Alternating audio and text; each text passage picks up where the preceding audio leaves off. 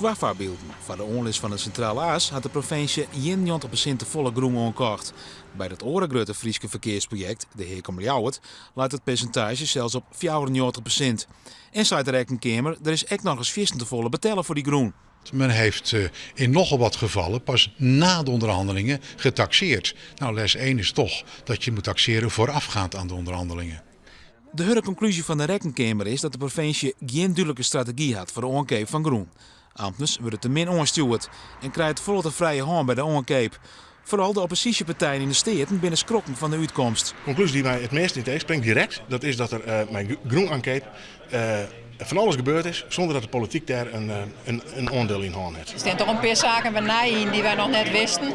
En dat heeft onder andere te maken met de taxaties die eigenlijk na de onderhandelingen pas opsteld binnen. Ja, dat vind ik toch wel een hele kwalijke zaak.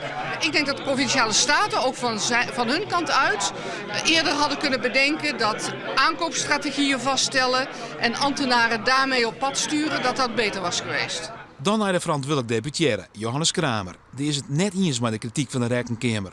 Het zou juist beleid westhouden een soort groen aan te kopen.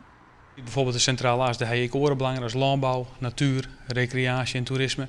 Nou, als je dat gebied ontwikkelen wil, je wil het mooier achterlaten dan je het aantroffen, dan heb je daar groen voor nodig om steeds maar in dat gebied ruilen te kennen, ontwikkeling te kennen. Oké, maar dan de kritiek op de wijze van onderhandelingen. Daar ben ik net tevreden over. We binnen al dwaande maar een stel maatregelen om die beter te krijgen. We komen ook nog maar meer maatregelen. Maar we vinden dat de Nalke Rekenkamer daar wel de vinger op het zere plak uit en dat lukken we zich om. En de meerderheid in de steden staat achter de deputaire.